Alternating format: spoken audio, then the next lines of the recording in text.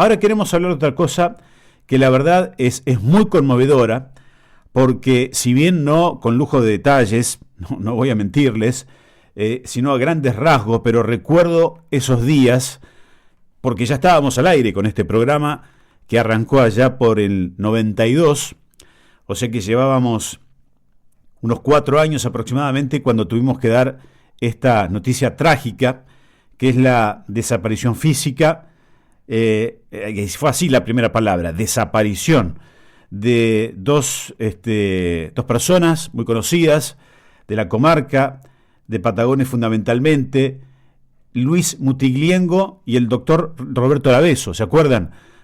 Año 96, en enero del 96, ellos se introdujeron al mar en la baliza, en la Villa Marítima 7 de marzo, con una embarcación y nunca volvieron.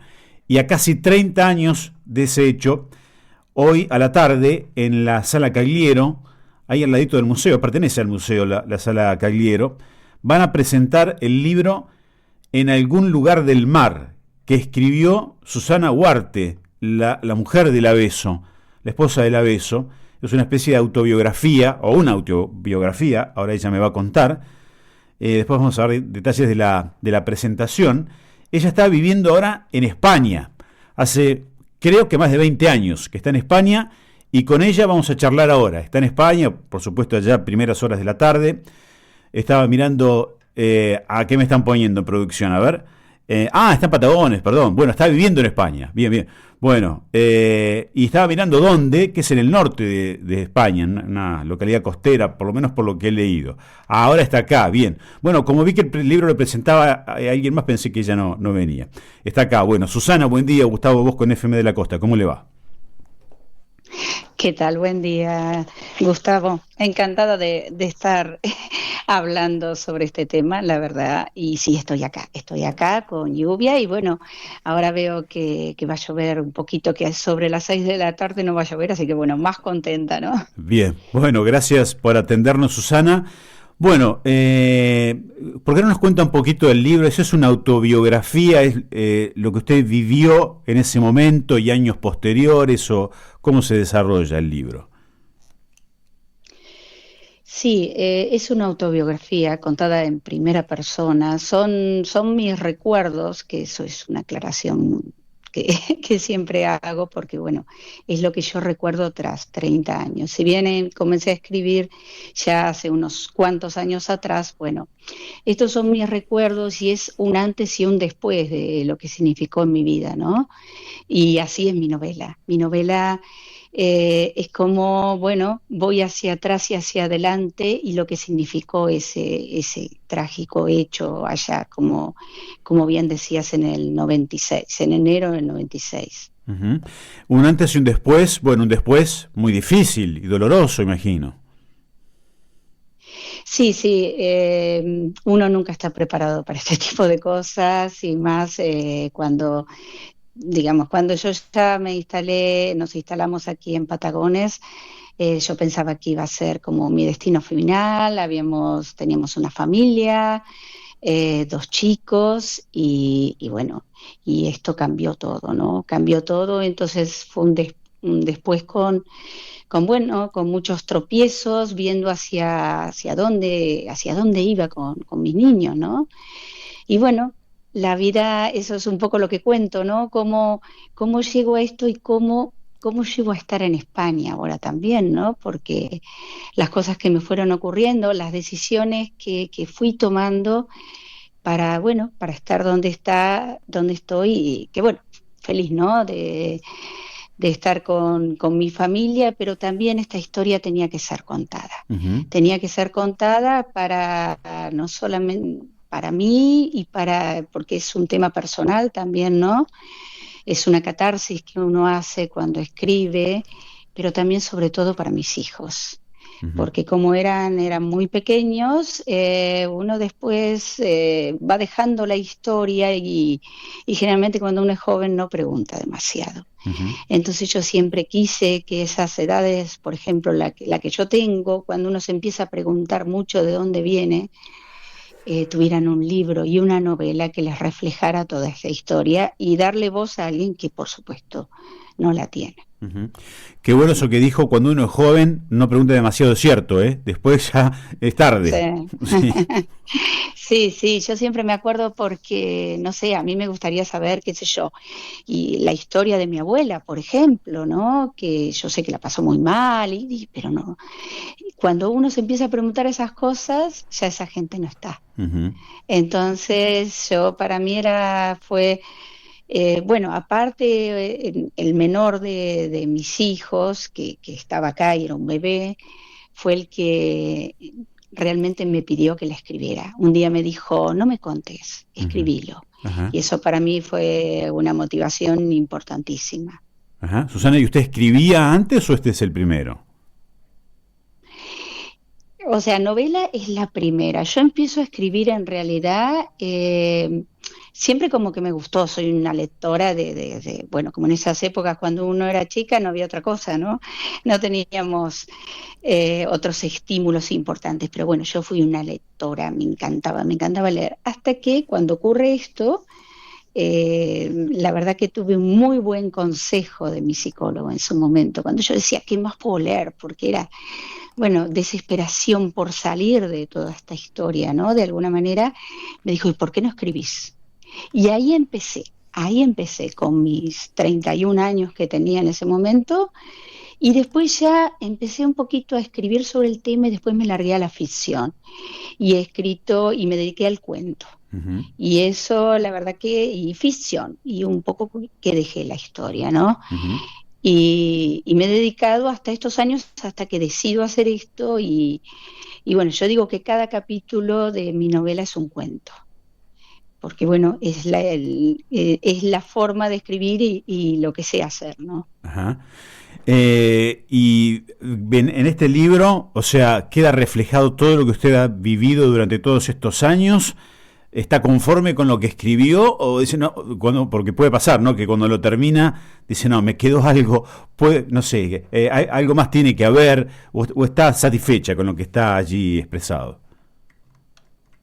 Sí, yo, la verdad que estoy satisfecha, no, no está toda mi vida, no, no, no, no, no, alguien me dijo algo que me gustó mucho, después de leerlo me dijo, yo leo como que esto es una bisagra en tu vida, ¿no? En el Ujú, sentido que vas un poco atrás y vas otro poco adelante, no, no está toda mi vida.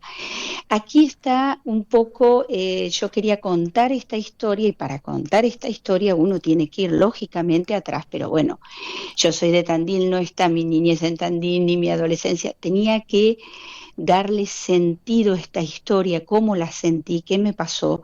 Entonces, bueno, volqué en los capítulos lo que era como necesario para entender la ujú, historia. ujú. Pero no, no, por ejemplo, en España está mi llegada a España, sí un poco, que bueno, ahora está muy de moda lo que significa también salir del país de uno, pero no está toda mi vida en España, ¿no? Ajá, Está como el final, pero realmente yo creo que los capítulos que fui escribiendo era para entender toda esta ajá. historia, pero bueno, sí, en cuanto a lo que me preguntas, satisfecha, sí, la verdad que estoy muy contenta sobre todo tuve la gran alegría cuando la terminé, fue la de que a mis hijos les hubiese encantado. Eso para mí fue el regalo más importante que he tenido. Ujú. Y después todo el apoyo que tengo de la gente aquí en La Plata, en Tandil, donde he vivido, ¿no? Claro. Ahora dice, usted mencionó el tema de vivir en España y el hecho del 96. ¿Tiene que ver, o sea, esa ida a España, que si no me equivoco es en, corríjame, Castro Urdiales, tiene que ver con lo que pasó?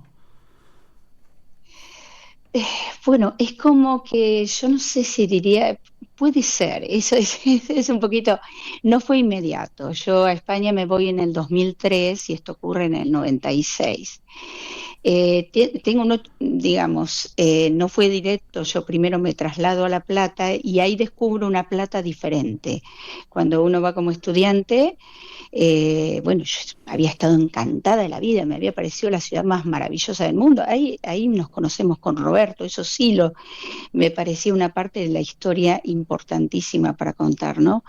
Cuando yo ya vuelvo, yo tengo familia allí, Cuando vuelvo ya la plata era otra. Ujú. Yo ya no era estudiante, muchos amigos míos se habían ido, ya era otra cosa. Y sí hay un deseo, yo tengo un deseo como que yo no me quería quedar ahí. Entonces, bueno, conozco a una persona y ahí empieza otra historia, ¿no? También conozco una persona con prácticamente con una maleta en la mano, ¿no? Sí. Y ahí empieza otra historia que a mí me lleva a, bueno, a otra vez es a formar una familia que era una familia completa que yo sentía que había perdido. Ujú. Y bueno, ahí por eso digo, no es directo, pero bueno, son cosas a partir de decisiones que uno va tomando, ¿no? También me podría haber quedado acá, pero bueno, un poco también hay capítulos de por qué me voy, es lo que decía antes, ¿no? Un poquito contar todas esas decisiones que tuve que tomar y que quise tomar, ¿no? En su momento. Sí. ¿Qué siente cuando vuelve acá a Patagones y particularmente a La Baliza, a la Villa 7 de Marzo? Bueno, es un poco difícil, la verdad que es un poco difícil. Yo cuando vengo acá tengo unos amigos que son maravillosos, la verdad que me hacen sentir re bien, muy bien. Y esa es la parte bonita. El paisaje me sigue gustando, me sigue impresionando. Y cuando voy a esos lugares, bueno, eso es inevitable, ¿no? Han pasado 30 años, pero uno, sí, hay angustia y sobre todo yo creo que la peor parte de todo esto, obviamente, es de los que se fueron, porque al final los que quedamos de alguna manera tenemos la oportunidad, tuvimos la oportunidad, yo he tenido la oportunidad de ver crecer a mis hijos, y eso con el tiempo uno es el agradecimiento a la vida, ¿no? Ujú. Y entonces es la tristeza de los que no pudieron tener esto, ¿no? Entonces, y uno se vuelve también más consciente de las edades, porque claro, yo en ese entonces tenía 31 años, los jóvenes que éramos y que bueno, en el caso de los chicos, de las vidas bueno, que se terminaron, ¿no? Entonces eso siempre me genera esa tristeza y pasar por esos lugares donde uno tenía muchos sueños, ¿no? Porque vivíamos en una casa en el cual las cosas, los sueños que uno se plantea desde una reforma hasta viajes, y que, bueno, que quedaron truncados. Ujú. Pero en general lo que me domina es bueno, encontrarme con gente que quiero y que sigo teniendo en el corazón, ¿no? Realmente. Ujú. Lo difícil, me imagino, ¿no? Que debe ser aceptar que alguien ya no está, pero de esa manera, con la duda durante tantos días, si retornará, si no retornará, es un final, no sé, difícil de imaginar desde afuera, ¿no? Eso es algo, eso generalmente yo entiendo porque alguna vez, no sé si recordás que unos meses antes había desaparecido también, no sé si dieron, supongo que habrán dado la noticia en su momento, había desaparecido una lancha de prefectura, Ujú. entonces que solamente una de las personas apareció. Entonces yo recuerdo haber pensado en ese momento, qué terrible, esto es una locura, es pasarse la vida esperando a alguien. Sí. Pero claro, eso es lo que uno piensa desde afuera. Lo que va pasando, lo que me pasa a mí, digo, porque esto es muy personal, cada uno tiene su historia y cuando pasan hechos como estos, no todo el mundo reacciona igual. Entonces, lo que a mí me pasó es que, primero, una tendencia a tapar lo que había pasado para no sufrir y para seguir adelante con mis hijos, ¿no? Eso fue un poco. Y después va quedando esa esperanza de que un día se abra la puerta. Eso pasa por mucho tiempo, y va disminuyendo. Pero va pasando de que, de repente un día se va a abrir la puerta y va a aparecer. Ujú. Porque le pasó, no sé, la historia que lo llevó un barco, bueno, todas esas cosas que se maquinaron en su momento, casi como actos de locura, ¿no? Porque la verdad no eran muy comprensibles, pero bueno, es la desesperación. Y eso va disminuyendo con el tiempo, pero siempre está ahí, ¿eh? Siempre está, cada vez es un hilo como que, bueno, cada vez más delgado, ¿no? Ujú. Pero A ver, la peor parte para esto, sin lugar a dudas, son para los padres, porque esto uno con los años se da cuenta y se pone en el otro lugar, en la otra vereda, ¿no? Entonces se entiende cuando uno tiene hijos grandes. Yo ya tengo hijos, el mayor tiene 34, el otro va a cumplir 30, y después, bueno, también tengo una niña, pero estos son los niños, digamos, que estaban aquí. Ujú. Cuando uno tiene hijos de esas edades, se imagina lo que es la posibilidad de perderlos y ya se pone en la otra vereda. Y eso sí, yo creo que es muy difícil de superar. Ujú. Pero bueno, cuando uno es joven es otra la historia. Los padres de Roberto vivían y en qué lugar en ese momento. En Vietnam, en Ajá, Vietnam. ajá, ajá. Claro, bueno.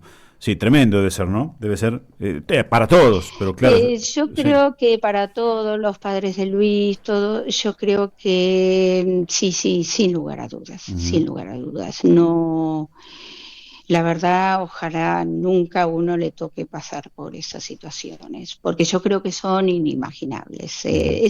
Son esas cosas bueno, que solamente lo sabe el que lo pasa. Ujú.